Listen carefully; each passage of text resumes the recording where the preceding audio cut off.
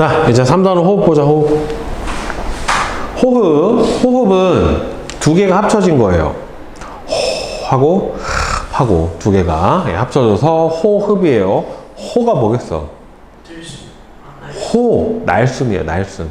호기라고 해요. 그래서 호기와 흡기가 합쳐져서 호흡이에요. 호기, 흡기. 두 개가 합쳐져서 호흡인데, 호기는 호 하니까 날숨이 날숨. 네. 그 다음에 흡기는 바로 들숨에 해당이 돼요. 들이마시는 숨에 해당이 됩니다.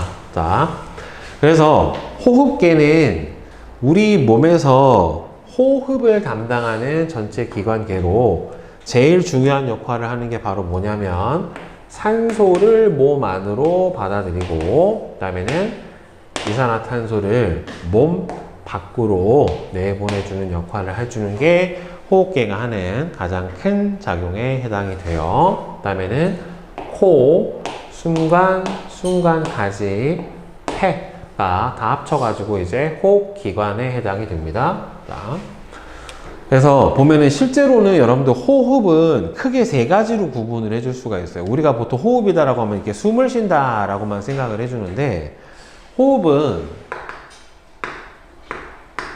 크게 이게 외호흡,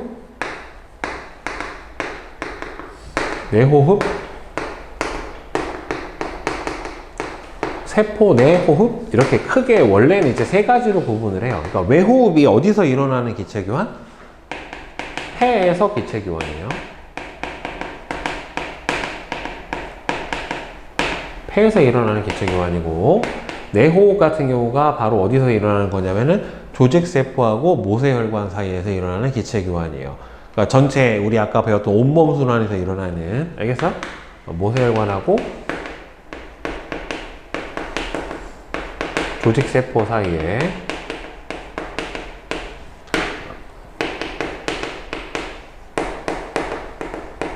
자, 그러면은 이 세포 내호흡이라고 하는 게 우리 앞단원에서 배웠던 뭐예요? 식물의 호흡에서 그 호흡이에요. 즉 식물이나 동물이 영양소랑 산소를 결합을 시켜서 생활에 필요한 뭐를 얻어내는 에너지를 얻어내는 과정. 알겠어? 이게 바로 여기에 해당이 됩니다. 자, 그러면 호흡계의 구조와 기능에 대해서 우리 한번 알아봅시다. 자, 보면 첫 번째 나오는 게 뭐예요? 코예요, 코. 코는 숨을 쉴 때 공기가 출입하는 통로가 바로 코고, 코에 있는 콧구멍을 통해서 공기가 들어왔다 나갔다를 반복을 해주죠. 자, 그래서 코로 들어온 차갑고 건조한 공기를 따뜻하고 촉촉하게 만들어줍니다. 왜 이렇게 촉촉하게 해주냐면 코 속은 일단은 털하고 끈끈한 점액으로 덮어져 있어요. 그래서 이 점액을 통과를 해오면서 약간 습기도 받아들이게 되는 거고, 그 다음에는 이 털하고 끈끈한 액체가 외부에서 들어오는 먼지나 세균 등을 잡아가지고 이 안에서 걸러줘요. 그래서 얘네들이 나중에 너무 건조해서 굳으면 코딱지가 되는 거죠, 결국에는. 자, 그 다음에는 순관하고 순관가지. 보통은 이제 이거를 뭐라고 불러주냐면 기관, 기관지 이렇게 불러주는 거거든요. 자, 그래서 코로 들어온 공기가 허팍과리까지 가는 총 통로예요. 숨관인 기관으로 들어와서 기관에서 갈라지는, 가지처럼 갈라지는 순관가지로 갈라지고, 순관가지는 다시 아주 가느다란 여러 가지 가지로 다시 나눠지게 돼요, 얘네들이. 그래서 코로 들어온 공기가 허팍과리로 드나드는 통로고, 순관 안쪽 벽에는 뭐가 있냐면은 섬모가 있어서, 섬모라고 하는 게 아주 가느다란 털을 얘기를 해주는 거예요. 예, 가느다란 털이 있어서 얘네들도 먼지나 세균 등을 걸러내고, 이 순관 안쪽에는 보면은 이제 얘도 마찬가지로 뭐로 덮여 있어요? 점액으로 덮여 있어요. 그래서 이게 우리가 감기가 걸리거나 했었을 때 여기도 어떻게 염증이 생기면 기관지에 가래가 나오게 되죠. 보통 이제 그 염증으로 생기는 점액질이 많아져서 생기는 현상이에요. 순관은 두 개의 순관가지로 갈라져요. 그러니까 코에서 연결된 기관이 쭉 들어오다가 이렇게 Y자 모양으로 두 개로 이렇게 쪼개져 버려요. 그래서 두 개의 순관가지로 갈라져서 이게 왼쪽에 있는 좌폐가 있고 그 다음에 오른쪽에 있는 우폐로 이렇게 두 개로 나눠져서 들어가게 됩니다. 순간 가지는 폐 속에서 더 많은 가느다란 가지로 갈라지고 그 가지 끝에는 뭐가 연결되어 있냐면 바로 허파꽈리 또는 다른 말로 허파꽈리를 뭐라고 불러주냐면은 폐포라고 불러줘요. 폐포. 네, 폐포하고 연결이 되어 있어서 포라고 하는 게 조그마한 주머니를 포라고 해요. 포. 자, 그러면 폐가 바로 이제 허파에 해당이 되는데 얘도 이제 좌폐, 우폐에서 좌우 한 쌍씩 존재를 하고요. 얘는 갈비뼈하고 그다음에 횡격막이라고 하는 가로막이라고 하는 부분이 있고 갈비뼈하고 횡격막 그리고 갈비뼈와 갈비뼈 사이에 이제 근육이 있어요. 이걸 뭐라고 하냐면은 늑간근. 소로 치면은 갈비살에 해당이 되는 그 부분이 둘러싸고 있는 어디냐면은 흉강이라고 하는 부분에 폐가 따로 쌓여져서 들어있어요. 흉강 안에. 흉강은 뭐하고 뭘로? 늑골, 갈비뼈하고 가로막으로 둘러싸여 있는 내부의 공간을 바로 흉강이라고 하는데, 자, 폐는 중요한 게 근육이 없어서요, 스스로 수축하거나 이완을 할 수가 없어요. 혼자서 수축하고 이완이 안 돼요. 왜냐면 근육이 많아버리면은 안에서 기체 교환을 해야 되는데 공기랑 접촉할 수 있는 표면적이 줄어들어요. 그래서 근육이 없고, 그래서 스스로 수축 이완은 안 되기 때문에 어떻게 되냐면 이 흉강의 부피 변화에 따른, 흉강 안에 폐가 들어있으니까 흉강의 부피 변화에 따른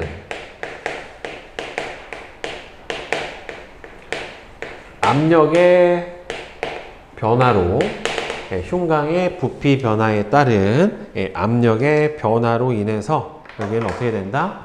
바로 흉강의 부피 변화에 따른 압력의 변화로 호흡 운동이 일어나게 돼요. 스스로 혼자서 수축 이완은 못해요. 흉강이 커지면은 폐도 따라 커지고, 흉강이 작아지면은 폐도 따라 작아지면서 호흡 운동이 이런 식으로 일어나게 됩니다. 그리고 폐 안에는 수많은 허파꽈리로 이루어져 있고, 이 허파꽈리는 다시 모세혈관으로 덮여 있어요.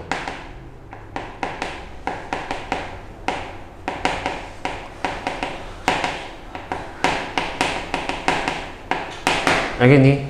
허파꽈리가 있고, 허파꽈리가 이렇게 무수히 많은 모세혈관으로 이렇게 덮여져 있어요. 그리고 이렇게 돼버리면 어떻게 돼버리냐면 이게가 공기랑 닿는 표면적이, 그래서 어떻게 돼요?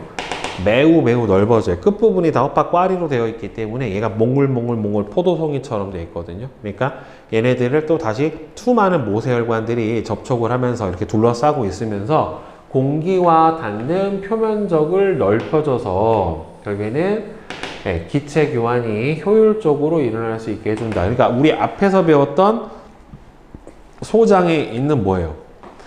주름하고 융털 돌기가 주름져가지고 음식물하고 닿는 표면적을 넓혀서 소화 흡수 효율을 넓혀줬던 것처럼 얘도 수많은 주름으로 되어 있는 허파꽈리로 되어 있으면 얘네들이 공기와 닿는 표면적을 늘려서 어떻게 해준다? 바로 기체 교환이 효율적으로 일어날 수 있게 해주게 됩니다.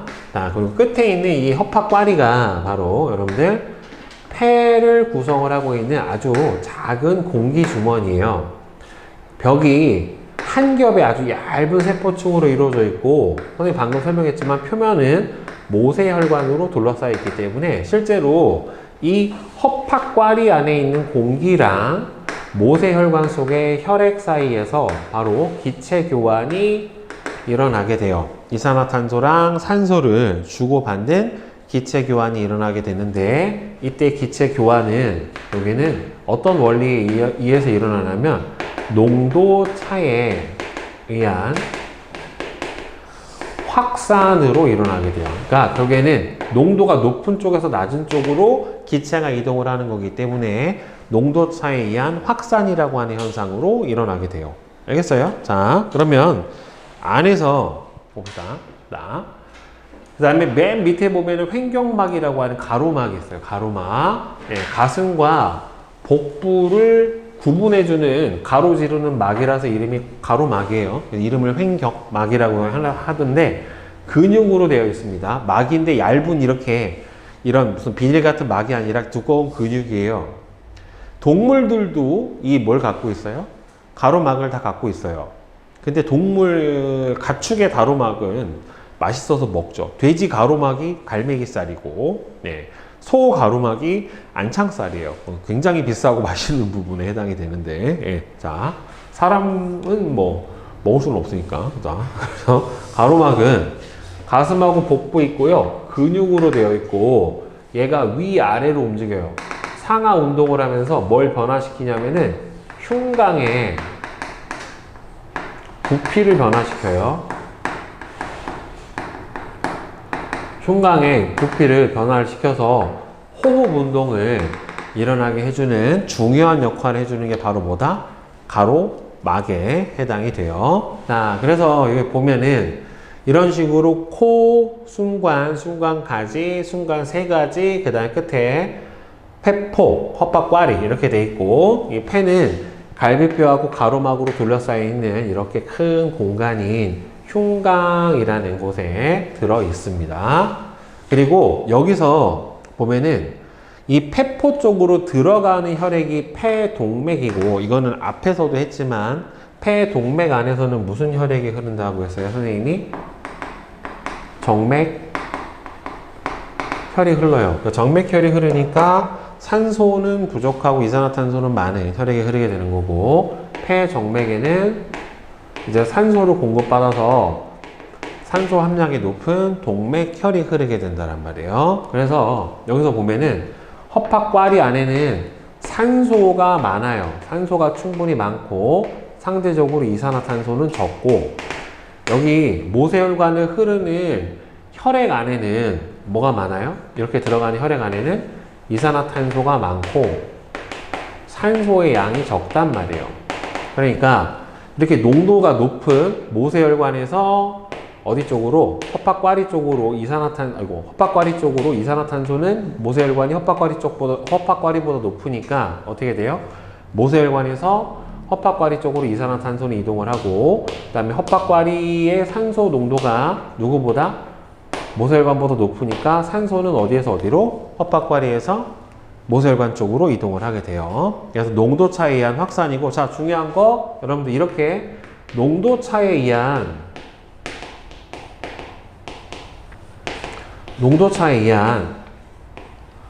확산으로 일어나기 때문에 이때 기체 교환에는, 이거 되게 중요하다. 기체 교환에는 뭐가 소비되지 않아요? 에너지가 소비가 되지 않아요. 자, 그리고 이제 보면, 그럼 들숨하고 날숨에서 실제로 제일 많이 들어있는 건 우리가 뭘 들이마시는 거니? 아니죠. 공기예요. 공기를 들이마셨다가 공기를 내뱉는 건데, 공기 안에 제일 많은 성분은 뭐예요? 질소가 제일 많죠. 공기는 혼합물이고, 공기 안에는 질소하고 산소가 약 4대1 정도의 부피비로 혼합이 되어 있단 말이에요. 그러니까 들숨이나 날숨이나 제일 많은 건 뭐가 제일 많아요? 질소가 제일 많아요. 대신에 들숨 대비 날숨에서는 뭐가 많은 거야? 이산화탄소가 좀 더 많아지게 되고요. 그쵸? 그 다음에 뭐도 많아져? 수증기도 많이 나와요. 수증기가 밖으로 나가면서 겨울 되면 이제 뭐가 나와요? 입김이 나오게 되는 게 바로 요 수증기 때문에 입김이 나타나게 되는 거고, 상대적으로 들숨 안에 날숨보다는 뭐가 더 많아요? 산소가 많아요. 알겠어요? 그래서 들숨은 날숨보다 산소가 많고, 그 다음에 날숨은 들숨보다 이산화탄소랑 수증기가 좀 더 많이 들어있다. 그러니까 왜 그러냐면은 이 날숨으로 수증기의 일부도 배설을 한다란 말이에요. 배출을 해서, 네. 호흡 결과로 생성된 노폐물인 수분을 배출하는 경로 중에 하나가 호흡이라서 수증기도 배출을 합니다. 자, 그래서 호흡계를 통한 공기가 이동을 해줄 때는 숨을 들이쉬면 공기가 코 속을 지나 순간하고 순간 가지를 따라 폐 속에 있는 어디로 들어가요? 허파 꽈리 쪽으로 들어가 주게 됩니다. 알겠죠? 그러면서 그 허파 꽈리를 둘러싸고 있는 모세혈관 모세혈관하고 뭐가 일어나게 돼요? 기체 교환이 일어나게 되는 거예요. 알겠어? 네. 자, 혹 개념 짓기 답 맞춰봅시다. 자, 1번. 다음은 어떤 기관계에 대한 설명이다. 자, 어디입니까? 호흡계에 대한 설명인 거죠. 그렇죠? 호흡계. 자, 다음에 이제 2번하고 3번 보자. 그림은 사람의 호흡계를 나타냈대요. 자, A는 어디예요? 코지. 그지? 그 다음에 B는 숨관 또는 기관이라고 해요. 그 다음에 C는 숨관 가지고, 그 다음에 D는 폐고, 그 다음에 E는 폐포 또는 허파, 꽈리. 이렇게 얘기를 해주면 되겠죠. 자, 그 다음에 3번은 답이 55xx55예요. 55xx55인데, 자, C는 폐 속에 많은 가지로 갈라져서 모세혈관하고 연결되어 있는 거는 실제로는 폐포, 그러니까 허파 꽈리가 모세혈관하고 연결이 되어 있는 거니까 틀렸고, D는 근육이 없죠. 근육이 없기 때문에 스스로 호흡 운동을 할 수 없어서 흉곽의 부피 변화로 인해서 어떻게 돼요? 기체 교환이 일어나게 됩니다. 자, 그 다음에 4번. 다음은 숨을 들이쉴 때 호흡계에서 공기가 이동하는 경로를 나타냈대요. 자, 그럼 코, 순관, 그 다음에는 어디로 갑니까? 순관 가지로 가고, 그 다음에는 폐 속에 어디로 가게 됩니까? 허파 꽈리로 가야지 맞게 되겠지요. 그죠? 네.